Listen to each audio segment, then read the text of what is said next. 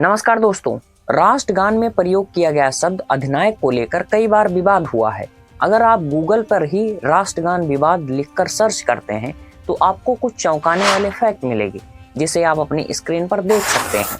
जहां बताया जा रहा है कि राष्ट्रगान देश के गौरव के लिए नहीं बल्कि अंग्रेजों की चापलूसी में लिखा गया था। जिस राष्ट्रगान को हम बहुत गर्व के साथ गाते हैं वह देश के सम्मान में नहीं ब्रिटिश किंग जॉर्ज पंचम के सम्मान में लिखा गया था। जैसे कुछ प्रश्न इस प्रकार हमारे समक्ष प्रस्तुत होते हैं। अधिनायक आखिर कौन है? किसके लिए लिखा गया था यह अधिनायक शब्द और क्यों लिखा गया था? क्या सच में रविन्द्रनाथ टैगोर अंग्रेजों के कठपुतली थे? और इसके साथ साथ वंदे मातरम वर्सेस जन गण मन विवाद को भी जानेंगे और जानेंगे आज के इस वीडियो में कि वंदे मातरम से कैसे आगे निकल गया जन गण मन। तो आज के इस वीडियो में इन्हीं सभी प्रश्नों पर चर्चा की जाएगी और वीडियो पूरा जरूर देखें क्योंकि यहाँ पर दो पक्ष हैं। साथियों, विशेषज्ञों का कहना है कि इतिहास के अनुसार रविन्द्रनाथ टैगोर ने यह गीत जन गण मन अधिनायक जय हे लिखा था और इस गीत में अधिनायक शब्द लीडर के रूप में प्रयोग किया गया है।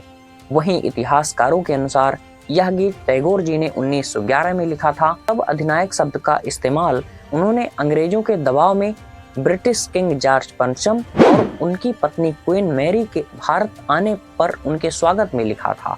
वहीं इसका दूसरा पक्ष भी हमारे समक्ष प्रस्तुत होता है। नित्य प्रिय घोष अपनी किताब रविन्द्रनाथ टैगोर ए पिक्टोरियल बायोग्राफी में लिखते हैं कि रविन्द्रनाथ टैगोर के एक मित्र ने जॉर्ज पंचम के दिल्ली आगमन के मौके पर उनके सम्मान में एक गीत लिखने का आग्रह किया था और इस आग्रह को ठुकराते हुए रविन्द्रनाथ टैगोर ने किसी अंग्रेजी राजा नहीं बल्कि सभी व्यक्तियों के हृदय पर राज करने वाली शक्ति के सम्मान में ये गीत लिखा था। तो मैंने आपको बताया कि यहाँ पर पक्ष और विपक्ष दोनों हैं। एक पक्ष मैंने देखा और दूसरा पक्ष उसका खंडन करता है। इसलिए मैं कहता हूँ कि इतिहास के इन बिंदुओं पर जरूर बहुआयामी चर्चा की जानी चाहिए, नहीं तो कुछ लोग आपको फैक्ट इस प्रकार मैनिपुलेट करके बता देंगे कि आप सच को समझ ही नहीं पाएंगे। अगर मैंने ये पक्ष आपको ना बताया होता तो शायद आप एक पक्ष को जानकर रविन्द्रनाथ जी के बारे में गलत धारणा बना लेते और ऐसी अफवाह आज के युवाओं में फैल ही गई है कि रविन्द्रनाथ टैगोर अंग्रेजों के चापलूस थे। अभी और बहुत सी बातें देखना है, चलिए आगे बढ़ते हैं। सुप्रीम कोर्ट के पूर्व न्यायाधीश कटजू ने राष्ट्रगान के रचयिता रविन्द्रनाथ टैगोर को अंग्रेजों की कठपुतली बताया था। उन्होंने कहा था कि राष्ट्रगान देश के गौरव के लिए नहीं बल्कि अंग्रेजों की चापलूसी में लिखा गया था। उन्होंने तब भी यह कहा था कि जिस राष्ट्रगान को हम बहुत गर्व के साथ गाते हैं वह देश के सम्मान में नहीं ब्रिटिश किंग जॉर्ज पंचम के सम्मान में लिखा गया था। अब यहाँ पर एक न्यायाधीश होकर भी इन्होंने इस तरीके की बातें कही और फिर इन्होंने कुछ प्रूफ भी दिया, उसे भी हम समझेंगे, देखेंगे और जानेंगे और फिर इनकी जो बातें हैं उसके विषय में, उसके विपक्ष में और लोगों के क्या तर्क हैं वह भी जानना हमें सबसे ज्यादा जरूरी है। अभी हम इन विवादित बिंदुओं पर एक क्रिटिकल एनालिसिस कर सकते हैं जब हमारे पास पक्ष और विपक्ष दोनों हो। इसके साथ साथ कटजू ने यह भी बताया कि कोलकाता के अखबार इंग्लिशमैन ने उस वक्त यह खुलासा किया था कि इसे गुरुदेव भी स्वीकार करते थे कि उनसे दबाव में लिखवाया गया था। अब यहाँ पर सबसे बड़ा प्रश्न चिन्ह यही खड़ा होता है कि एक न्यूज़पेपर इस विषय में खुलासा कर रहा है, वहीं रविन्द्रनाथ टैगोर जी इस बात का स्वयं खंडन कर रहे हैं। तो यहाँ पर बहुत ज्यादा विवाद है और कुछ न्यूज़पेपरों ने टैगोर साहब की छवि को खराब करने के लिए इस तरीके के आर्टिकल छाप दिए थे। ऐसा भी हमारे समक्ष बातें प्रस्तुत होती हैं। हालांकि दोस्तों, कांग्रेस इस बात पर बार बार सफाई देती आ रही है कि यह गीत भले ही जॉर्ज पंचम के सम्मान में लिखा गया था लेकिन उनके सम्मान में गाया नहीं गया था। कटजू का तर्क यह था कि अधिनायक शब्द राजा के भगवान से है और उस समय भारत का राजा कौन था? अंग्रेजों का राज था और राजा भी उनका ही था।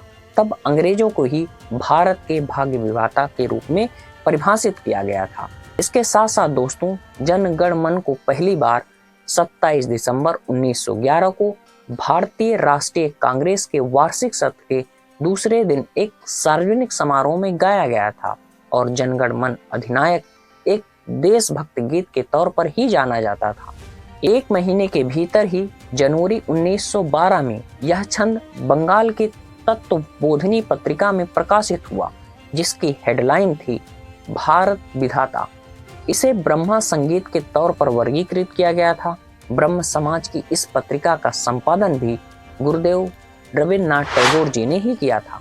इसके बाद 25 जनवरी 1912 को कलकत्ता में हिंदू महीने माघ के जश्न पर हुई एक सार्वजनिक कार्यक्रम में जनगण मन की प्रस्तुति हुई और यहाँ भी टैगोर साहब का ही मार्गदर्शन था। साथियों, 1911 में पहली सार्वजनिक प्रस्तुति के बाद कुछ अखबारों ने छापा था कि रविन्द्रनाथ टैगोर ने किंग जॉर्ज पंचम के सम्मान में यह गीत लिखा है।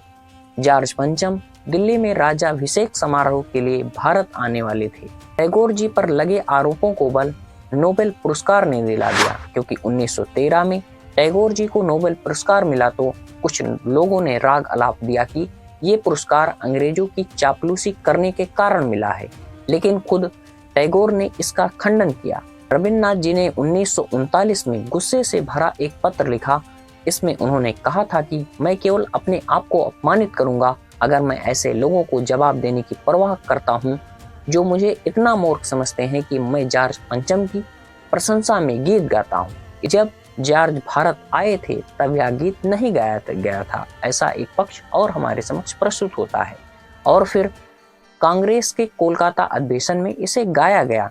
अब यहाँ पर दोनों पक्ष हमारे समक्ष प्रस्तुत हो गए हैं कि एक तरफ कहा जा रहा है कि ये गाया ही नहीं गया था और वहीं दूसरी तरफ एक पक्ष हमारे समक्ष ऐसा प्रस्तुत हो रहा है जो ये कह रहा है कि इसे उनके सम्मान में गाया और लिखा गया था। अब हमें वंदे मातरम वर्सेस जनगण मन के विवाद को भी समझना है। साथियों, पंडित जवाहरलाल नेहरू के दबाव में इसे राष्ट्रगान के रूप में उद्धृत किया गया, जबकि सभी चाहते थे कि बंकिम चंद्र चटर्जी द्वारा लिखा गया वंदे मातरम ही राष्ट्रगान बने। संविधान सभा के अध्यक्ष डॉक्टर राजेंद्र प्रसाद ने 24 जनवरी 1950 को जन गण मन के पहले छंद को राष्ट्रगान के रूप में अपनाया। उनका कहना था कि जन गण मन के रूप में पहचाने जाने वाले शब्दों और संगीत से युक्त रचना भारत का राष्ट्रीय गीत है और वंदे मातरम, जिसने भारत के स्वतंत्रता संग्राम में ऐतिहासिक भूमिका निभाई है, उसे भी जनगण मन के समान रूप से सम्मानित किया जाएगा और समान दर्जा भी मिलेगा। साल 1947 में संयुक्त राष्ट्र में जनगण मन बजाया गया था। नेहरू ने एक पत्र में इसका उल्लेख किया है कि इस गीत की बहुत अधिक प्रशंसा हुई थी। रोचक बात दोस्तों यहाँ पर सबसे महत्वपूर्ण ये आती है, इसे राष्ट्रगान जो बनाया गया इसमें एक बहुत बड़े शख्स की भूमिका है, उनका नाम है सुभाष चंद्र बोस। अब आइए राष्ट्रगान और सुभाष चंद्र बोस जी के रिलेशन को समझने का प्रयास करते हैं। साथियों, सुभाष चंद्र बोस जी ने जो इंडियन नेशनल आर्मी बनाई थी उसमें भी आज़ाद हिंद के राष्ट्रगान के रूप में यही गीत नियमित तौर पर गाया जाता था और इसकी धुन और ताल ने भी राष्ट्रगान के तौर पर इसे चुनने में मदद की, क्योंकि जो बोस साहब की सेना थी, उन्होंने जो आर्मी बनाई थी वो एक तरीके से एक स्वतंत्र देश टाइप का अपना एस्टेब्लिश कर लिए थे और उसे कई देशों ने मान्यता भी दी थी और उस देश के पहले प्रधानमंत्री बने थे हमारे सुभाष चंद्र बोस जी। उनका बैंक था, उनकी मुद्रा थी और बहुत सी चर्चा थी, उस पर मैंने एक वीडियो भी बनाया है, आप देख सकते हैं। इसके बाद दोस्तों, नेहरू जी का मानना था कि जनगण मन में एक निश्चित जीवन और आंदोलन है। 25 अगस्त 1948 को तत्कालीन प्रधानमंत्री पंडित जवाहरलाल नेहरू ने संसद में राष्ट्रगान पर एक बयान दिया था। इसमें उन्होंने कहा था कि कुछ लोगों ने सोचा था कि वंदे मातरम की धुन अपने महान आकर्षण और ऐतिहासिक पृष्ठभूमि के साथ विदेशों में ऑर्केस्ट्रा पर बजाने के उपयुक्त नहीं है। ऐसे में वंदे मातरम को राष्ट्रीय गीत के रूप में जारी रखना चाहिए और राष्ट्रगान होना चाहिए जन गण मन। तो साथियों, ये रहा राष्ट्रगान से जुड़ा पूरे विवाद का मुद्दा और यहाँ पर पक्ष और विपक्ष के साथ मैंने आपको सभी बातें बताने का प्रयास किया और आपसे निवेदन है कि इस वीडियो को ज़्यादा से ज़्यादा लोगों तक शेयर करें, जिससे कि वे भी सही बात को जान सकें। नमस्कार, धन्यवाद दोस्तों, लेकिन सपोर्ट करने के लिए सब्सक्राइब और शेयर जरूर करें।